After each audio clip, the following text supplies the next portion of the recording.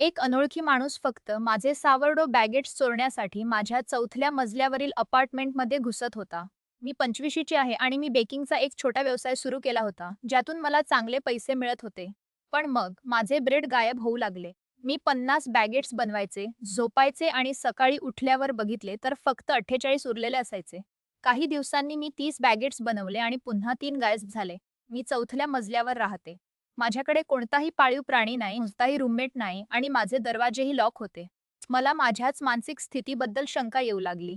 मी त्या चोराला फसवण्यासाठी घरच्या कुकीजची एक प्लेट ठेवून पाहिले, पण त्याने त्यांना स्पर्शही केला नाही. शेवटी मी मोशन ॲक्टिव्हेटेड कॅमेरे लावले. रात्री 1 वाजता माझ्या फोनची रिंग वाजली. मी लाईव्ह फीड तपासले आणि पाहते तर काय, एक माणूस माझ्या किचन काउंटरवर उभा होता. मी पोलिसांना फोन केला आणि तो माणूस 2 बॅगेट्स घेऊन गायब होताना मी भीतीपोटी पाहत राहिले. तेव्हा मला समजले की तो आत कसा येत होता. तो दरवाजा किंवा बाल्कनी वापरत नव्हता. तो थेट माझ्या फ्रीजच्या वर असलेल्या छतातील मोठ्या वेंटमधून येत होता. पोलिसांनी त्याचा वेंटमधून पाठलाग केला आणि त्याला अटक केली. तो माणूस माझ्याच शेजाऱ्यांपैकी एक निघाला. काही ब्रेडसाठी त्याने तुरुंगात जाण्याची जोखीम का पत्करली हे मला समजत नाहीये. पण मी आता लगेच इथून घर बदलून जात आहे.